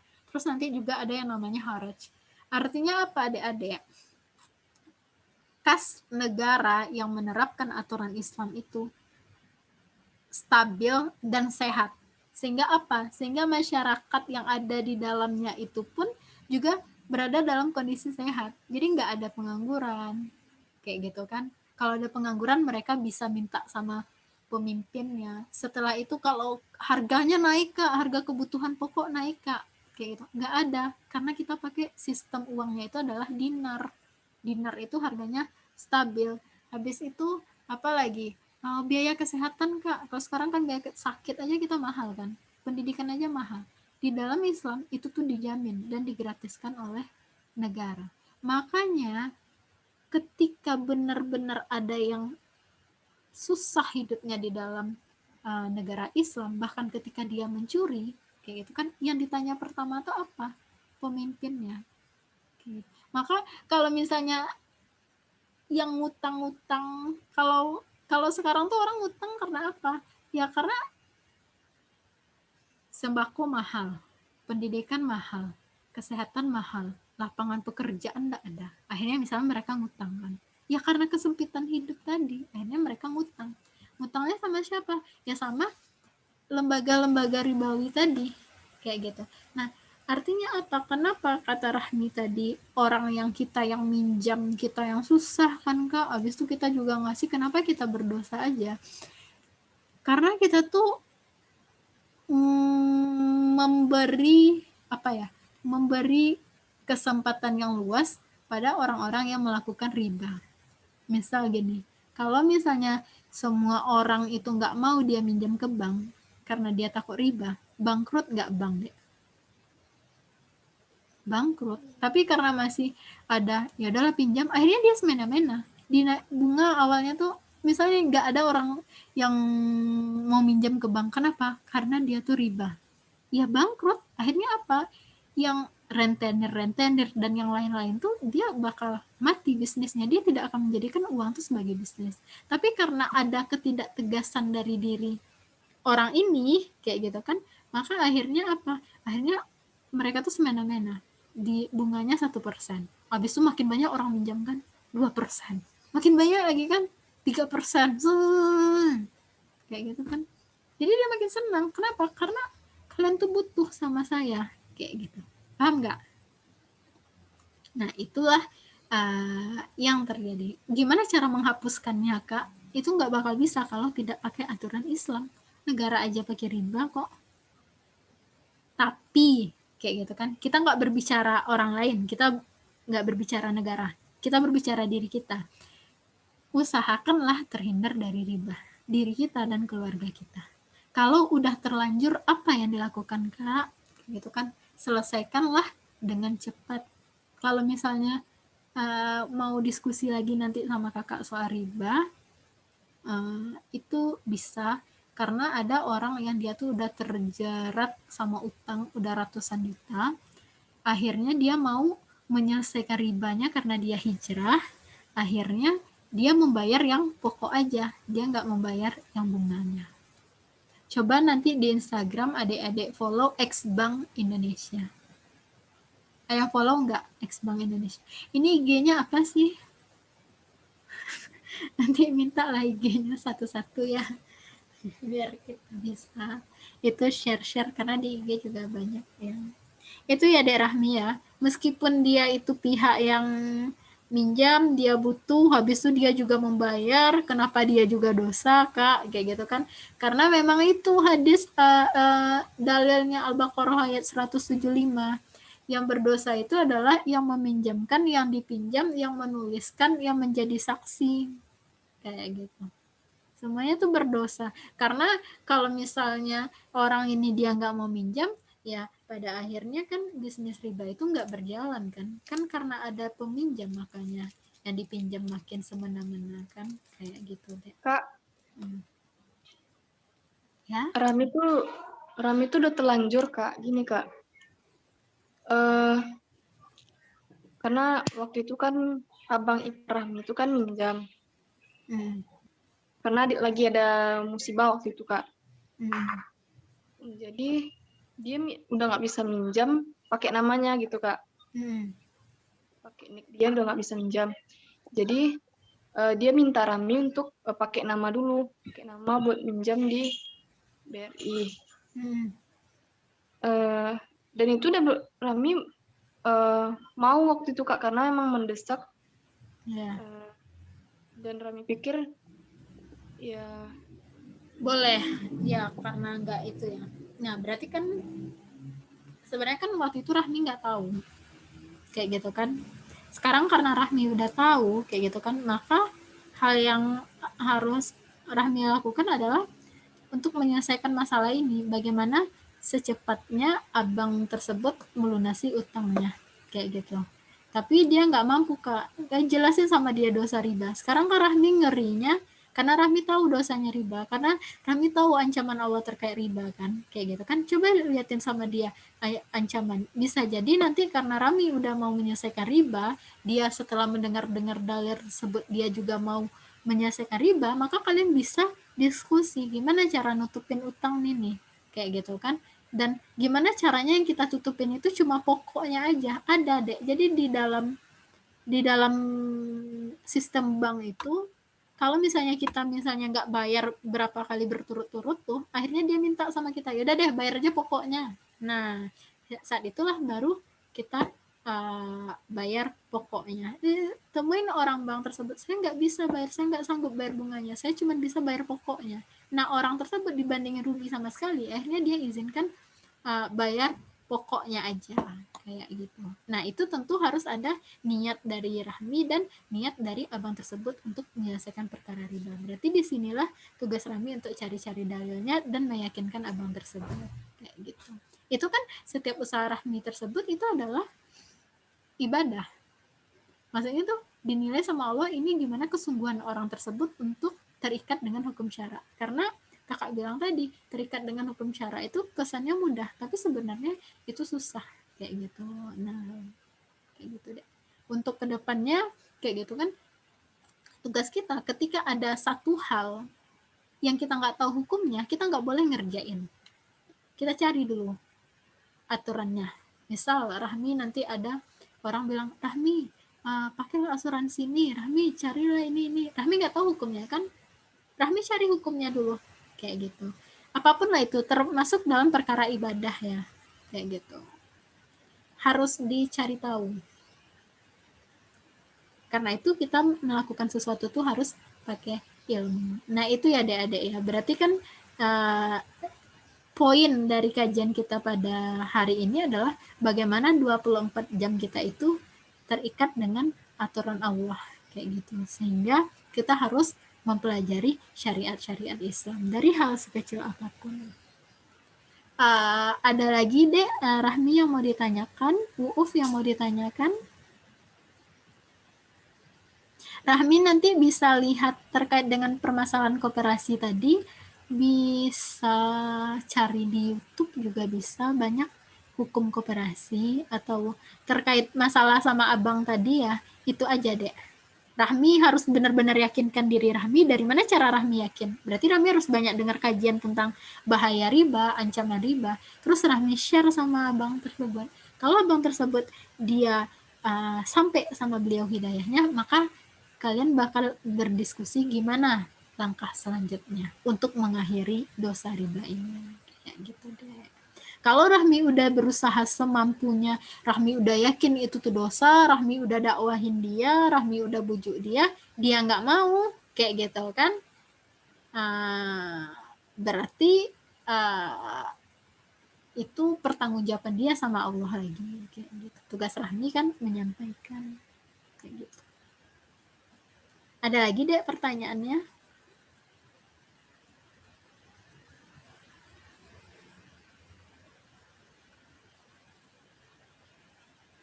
Uuf, Rahmi, semangat ya dek ya, semangat. Makanya tuh nanti kakak kasih IG kakak di grup, jadi nanti follow, karena nanti kakak bisa share-share. Banyak kok perjuangan orang terlepas dari riba. Karena memang sekarang kita nggak tahu ilmunya dan lembaganya menjamur, kayak gitu. Kesannya praktis. Oke. Ada lagi yang mau ditanyakan? Rahmi, Uuf, dan Ivo, ada lagi yang mau ditanyakan terkait keterikatan kita dengan hukum syara. Jadi itu ya, apapun aktivitas kita harus tahu hukumnya. Kita tidak boleh melakukan sesuatu kalau nggak tahu hukumnya. Bahkan ya, misal nanti adik-adik pergi makan, ternyata dikasih sama orang ikan tuna, tapi ikan tunanya itu ikan tuna mentah, kayak gitu kan. Gimana makan ikan tuna mentah? Yang terpikir sama adik-adik tuh, ini enak atau enggak ya? Bukan itu harusnya. Yang terpikir sama kita tuh, ini halal atau haram. Apapun itu. Mau makanan, maupun perbuatan, diajak sama orang pergi reunian, kayak gitu kan. Kayak reunian yuk, nonton konser yuk. Bukan biayanya yang terpikirkan dulu, tapi ini boleh atau enggak. Itu artinya apa? Terikat dengan hukum syara. Begitu juga dengan mau bekerja. Ini, kerja di sini yuk. Gajinya berapa? Bukan gaji dulu. Pekerjaannya apa? Melanggar hukum syara atau enggak? Itu yang masuk dari terikat dengan hukum syara. Kalau kita udah berusaha mengikatkan diri pada hukum syara, itu tuh yang sesuai dengan tujuan penciptaan kita, mematuhi perintah Allah dan menjauhi larangan Allah. Insya Allah setelah itu akan ada kemudahan-kemudahan yang Allah berikan. Semangat! Ada lagi Rahmi, Uuf, Ivo. Kalau mau ditanyakan boleh seputar apapun. Sama ini gimana? Apa yang paling sulit untuk terikat dengan hukum syara, Dek? Apa? Nih kakak enggak itu ya. Kakak enggak, adik-adik enggak usah merasa kakak menghakimi atau terjudge, enggak. Sama ini adik-adik terkait pakaian atau pergaulan ada kendala nggak? Bisa jadi kita nggak terikat hukum syara tuh dua. Pertama, karena ilmunya kita belum cukup. Kalau ilmu belum cukup, jadi kita belum yakin. Yang kedua, kita udah tahu ilmunya, tapi kita belum mengamalkan.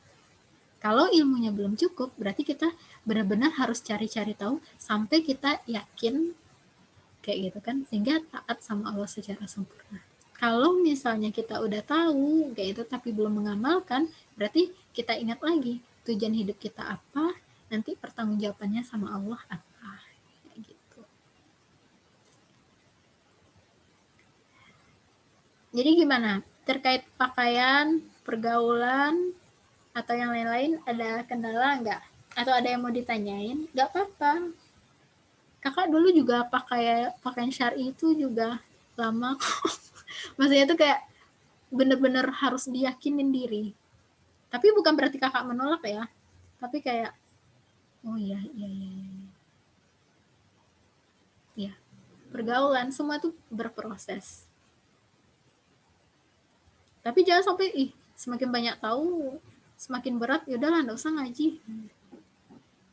Itu dibilang sama Allah 24 jam sehari, 168 jam seminggu, selama itu di dunia, masa itu aja nggak tahu? Ya, kita bakal diminta pertanggungjawaban karena nggak tahu kan? Karena menuntut ilmu itu hukumnya wajib. Ada pertanyaan?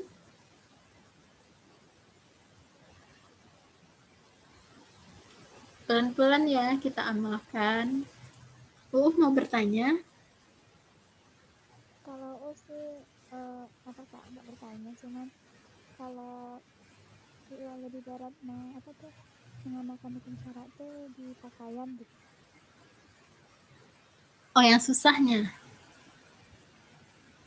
Iya kak, pakaian kayak gamis gitu kan kak. Masih menggunakan pakaian potongan.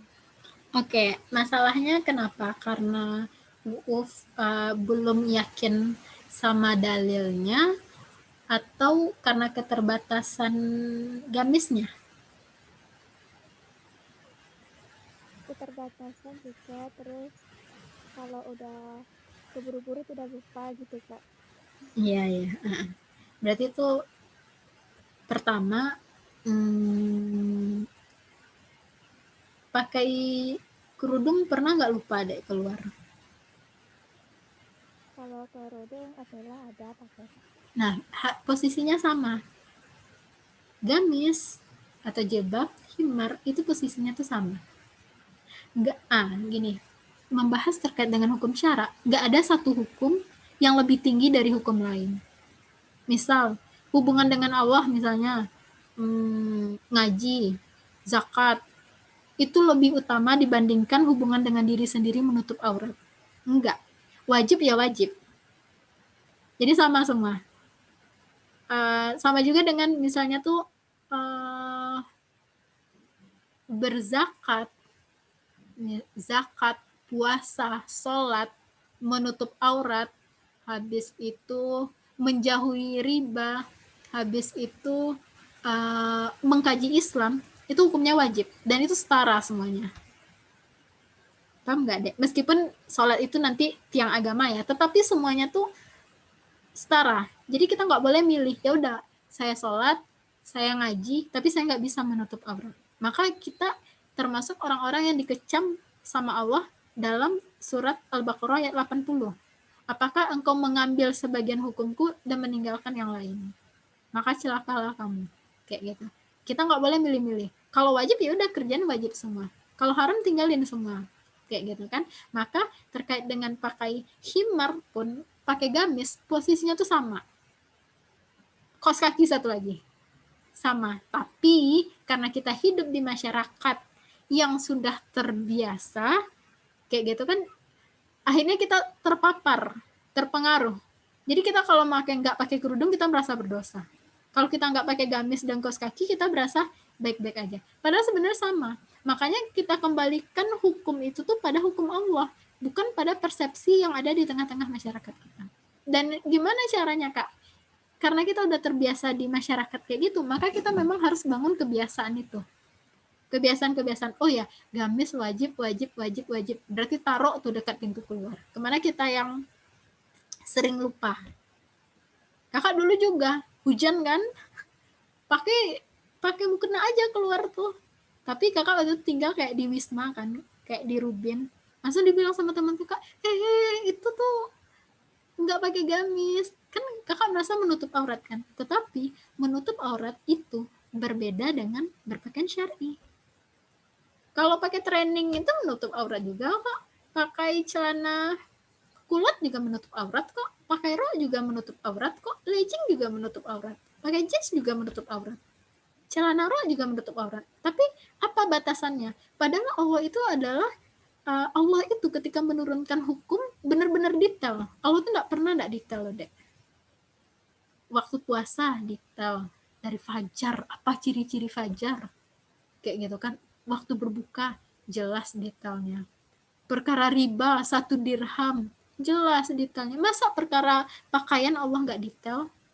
Dan detail Allah tuh sebenarnya kayak gitu kan, termasuk perkara pakaian, mana yang mana jilbab kayak gitu kan sampai menutupi mata kaki, mana yang himar menutupi dada, itu tuh jelas aturannya. An-Nur ayat 31 dan Al-Ahzab ayat 59.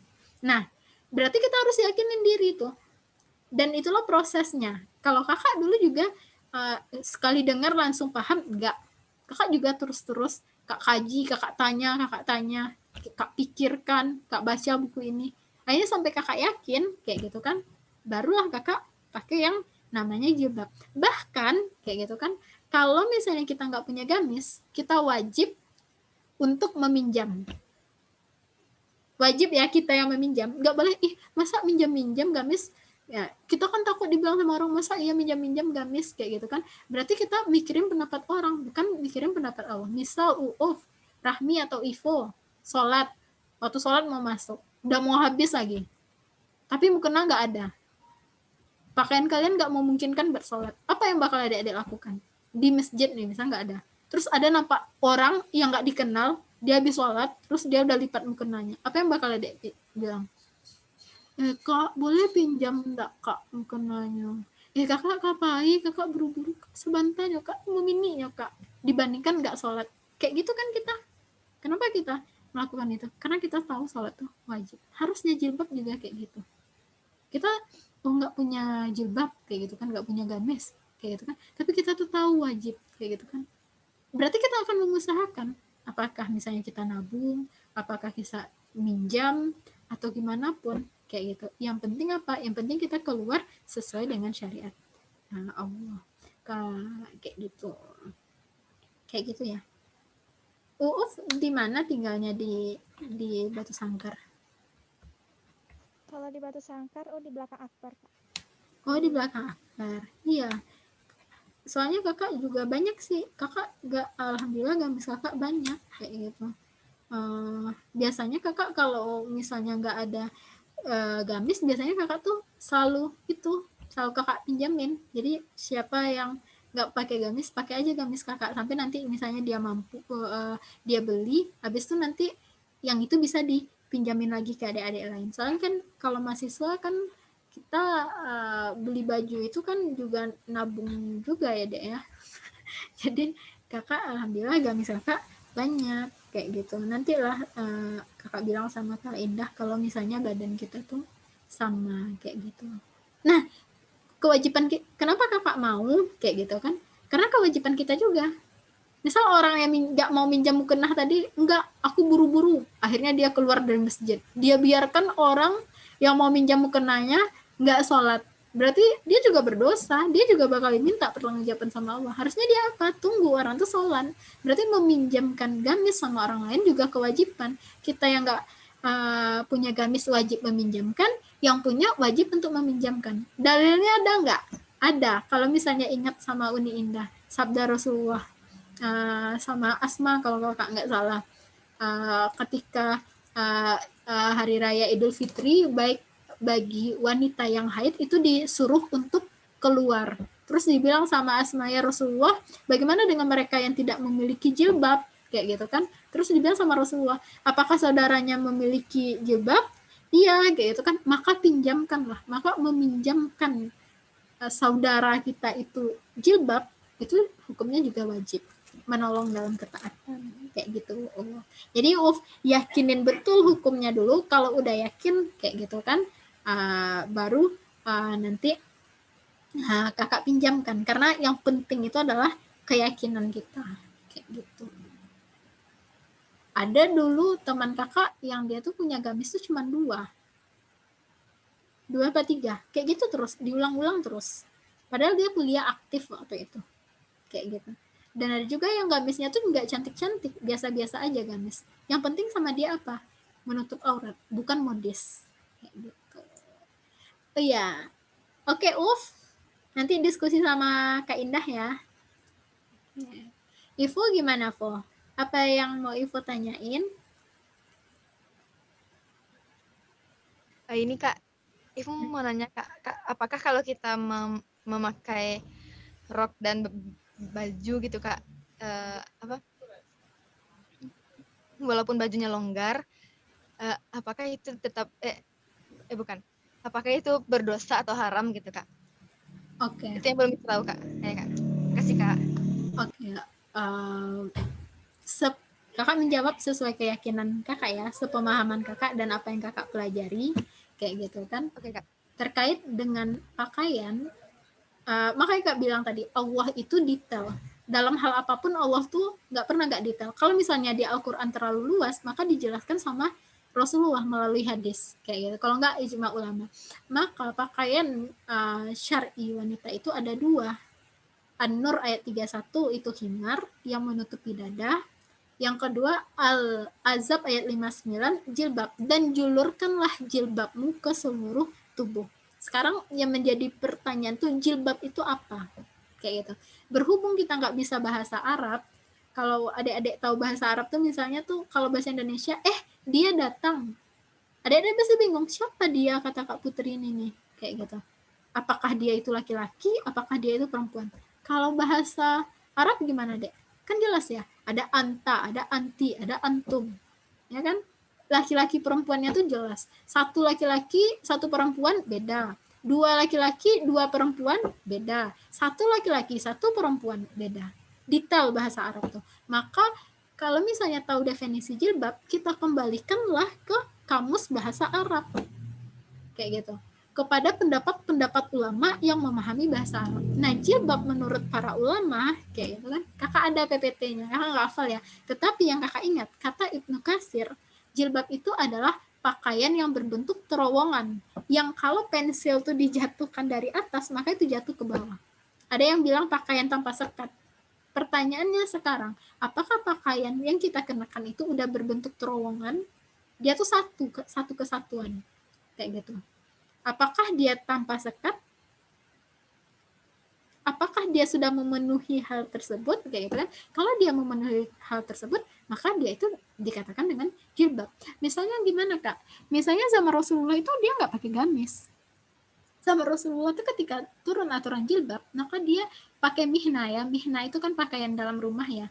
Dia langsung tarik gordennya, dia langsung tarik selimutnya, akhirnya dia giniin ke seluruh tubuhnya. Akhirnya dia keluar rumah kayak gitu. Nah, itu tuh yang menjadi jilbab. Jilbab itu artinya apa? Satu pakaian yang ketika diginin membentuk terowongan. Dia tuh satu, yang ditaruh di atas mihna. Nah, karena udah kemajuan teknologi, berarti dibikinlah gamis. Paham nggak, Dek? Nah, sekarang kalau misalnya mau tahu pakaian kita apakah sudah sesuai dengan kriteria, apakah pakaian kita itu udah bentuk terowongan atau tidak, kayak gitu. Dan ternyata menurut kajian ulama kayak gitu kan, ustadz-ustadz kontemporer, itu bukan bukan jilbab, celana kulot itu bukan jilbab, pakaian longgar itu bukan jilbab. Karena dalilnya apa? Dalilnya tidak ada. Seorang muslim ketika dia berbicara sesuatu, dia itu pakai dalil. Misal, kalau gamis apa dalilnya, Kak? Ada dalilnya. Ya Rasulullah, kakak lupa ya, karena kakak udah lama nggak bahas ini. Kakak lupa kata-katanya, tapi intinya salah seorang sahabat tuh wanita tuh bertanya sama Rasulullah, ya Rasulullah, ketika kami berjalan, maka itu akan menampakkan kaki kami. Lalu kata Rasulullah, panjangkanlah 1 hasta. Terus dia bilang, masih nampak kaki kami ya Rasulullah. Terus kata Rasulullah apa? Panjangkanlah 2 hasta. Biar kakinya nggak kelihatan. Kayak gitu kan. Terus ya Rasulullah, ketika kami berjalan itu menyapu lantai ya Rasulullah. Kayak gitu kan.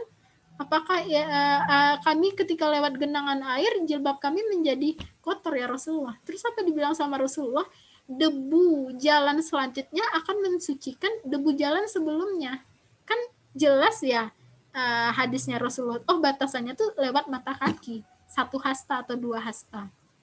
Karena sekarang udah ada kaos kaki kayak gitu kan, maka kaos kaki itu bisa menjadi pengganti jilbab yang panjang itu. Nah, pertanyaannya, kalau misalnya kita pakai rok atau kita pakai kemeja atau baju longgar, dalilnya apa? Kalau kita pakai himar, itu dijelaskan dalam 31 itu untuk menjulurkan, menutupi buah dada. Tafsirnya itu 1 kancing baju lama itu. Nah, sekarang kalau pakai longgarnya, apa ukuran longgarnya? Karena longgar versi orang tuh beda-beda. Orang yang terbiasa pakai ketat, dikit aja sama dia, itu udah longgar. Tapi orang yang biasa pakai longgar, longgarnya itu benar-benar longgar. Berarti nggak ada ukuran di sana. Terus panjangnya semana?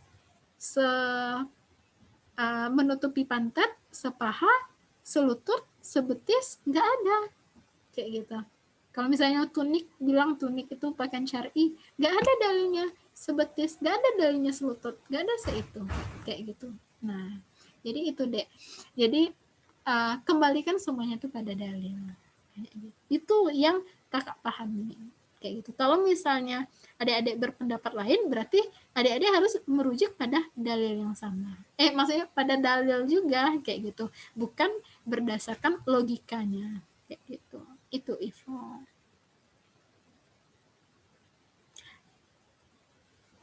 Kalau misalnya mau baca di buku Yuk Berhijab. Itu jelas banget. Ustadz Felix. Ada lagi yang mau ditanyain? Ini nggak keputus kan? Ivo? Iya, Kak. Oke. Satu lagi, Kak. Oke, apa tadi? Ivo pernah dengar, Kak, Tapi apa Ivo salah dengar atau gimana? Kak Ivo pernah dengar kalau nggak salah Ustadz Felix pernah bilang katanya batas jilbab itu bahkan Ivo lupa kalimatnya Kak, cuman intinya tuh sebatas kerah baju kalau Ivo nggak salah Kak. Kalau itu gimana? Gimana Kak? Nah, Kan Ustadz ngomong gitu Kak. iya, iya. Maaf ya Kak. Iya, nggak apa-apa. Bukan kerah baju Ivo, sebatas kancing pertama baju. Oh, kancing pertama baju Kak. Nah itu harus kita lihat dulu faktanya. Yang Okay. maksud Ustadz Felix itu kancing pertama baju itu adalah kancing pertama bajunya orang Arab yang kancingnya itu tuh di dada. Paham nggak, Dek? Segini. Jilbab ya, bukan mihnanya, tapi jilbabnya tuh kayak gini. Segini. Dan itu kalau dia pakai himar dan dia nutupin kancing itu pas nutup ke ini nggak lihat ya, segini Kak, segini apanya tuh kancing pertamanya, dan ketika dia pakai hijab dia nutupin kayak gitu kan. Jadi dia pakai apa Kak? Gamis yang pakai buah baju gitu Kak? Iya, gamis gamis buah bajunya. Orang Arab tuh dia tuh buahnya tuh di sini kayak gitu. Nah itulah maksud Ustadz Felix tuh untuk menutupi himar itu menutupi kancing pertama buah baju, karena itulah susahnya kalau sekarang kita tuh ngomongnya itu faktanya tuh berbeda, karena orang mikir ada juga kan kancing di sini kan. Ya kan, kalau sekarang tuh kerudung sampai di sini, kalau di sini kan kerudung sampai sini kayak gitu kan. Makanya ulama Ustadz Felix itu kan menyandarkan pada ulama ya, ulama yang bilang himar itu panjangnya sekancing paling atas buah baju, itu ulama yang buah bajunya itu dulu berada di dada. Paham nggak, Dek? Jadi faktanya itu berbeda, tapi kalau dibawa ke sekarang kancing buah baju itu udah tinggi-tinggi kayak gitu. Maka itu kayak gitu. Oke Kak, oke. Ada lagi pertanyaan adik-adik? Ada tuh PPT Pak yuk berhijab itu lengkap tuh dalilnya. Kalau kakak dulu juga itu kok kakak pikirkan matang-matang ya, karena itu kan keputusan besar dalam hidup kita. Tapi sejak kakak pakai gamis sampai sekarang itu alhamdulillah nggak pernah lepas. Bahkan ketika kita ke teras pun kita juga harus pakai gamis. Karena itu adalah area umum kan. Saat kapan kita berpakaian syar'i, ada area umum, ada area khusus. Area umum itu adalah orang yang masuk ke dalam area tersebut tanpa memerlukan izin.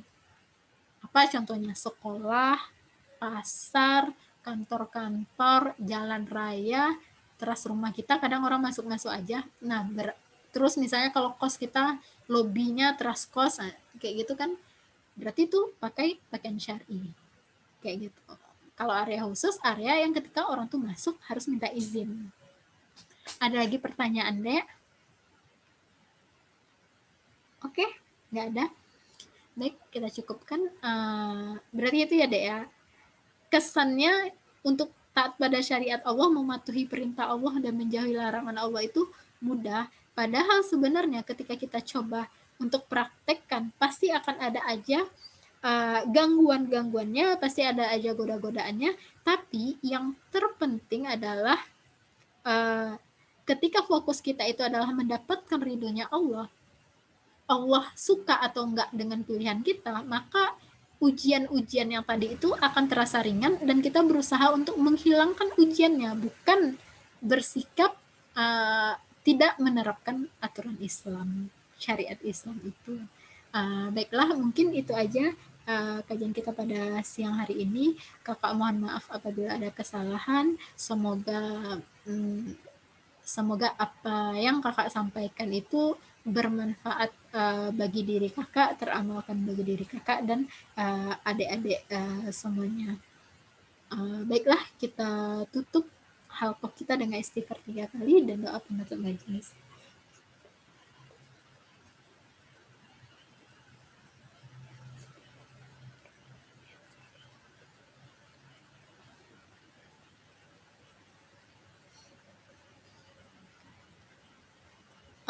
Makanya Dek, salah Ya nggak apa-apa Ibu. Makanya salah satu yang harus kita doakan di setiap sholat kita itu adalah ya Allah tunjukkanlah kepadaku yang hak-hak, yang batil-batil.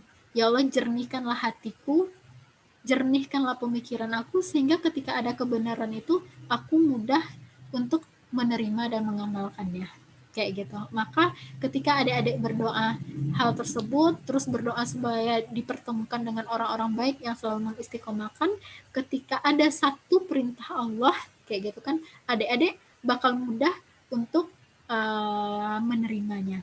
Karena kalau misalnya kita lihat ada orang disuruh untuk berjilbab atau menutup aurat aja dulu, kita belum pakaian syar'i, atau misalnya untuk sholat dia banyak penolakannya. Berarti bisa jadi di sana hatinya belum lapang, pemikirannya belum jernih untuk menerima hal tersebut, atau dia tidak bisa membedakan mana yang hak, mana yang batil. Maka semuanya ini adalah bentuk pertolongan Allah ketika kita bisa melaksanakan hukum syara dalam kehidupan kita sehari-hari. Baiklah, terima kasih atas kehadirannya. Kalau misalnya ada yang bingung bisa tanyakan langsung sama kakak, apapun itu, chat aja kakak ya dek ya. Kakak bisa nanti balas pakai voice note atau pakai ketikan, jangan ragu-ragu. Kita tutup. Assalamualaikum warahmatullahi wabarakatuh. Waalaikumsalam warahmatullahi Kakak izin end Waalaikumsalam ya warahmatullahi wabarakatuh. semuanya. wabarakatuh. Ya, Ya, Kak. Kak.